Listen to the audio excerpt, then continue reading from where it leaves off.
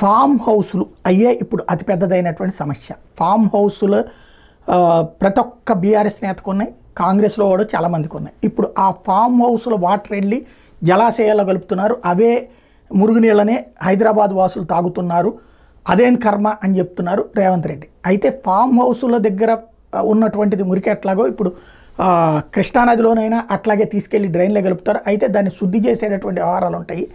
ఇంకోటి అసలు ఇప్పుడు హైదరాబాద్ కృష్ణ నీళ్లు పంచుతున్నప్పుడు పంపిణీ చేస్తున్నప్పుడు ఫామ్ హౌస్లు ఆ చెరువుల నీళ్ళతో అవసరమే లేదు అనేటటువంటిది బీఆర్ఎస్ వాళ్ళ వాదన.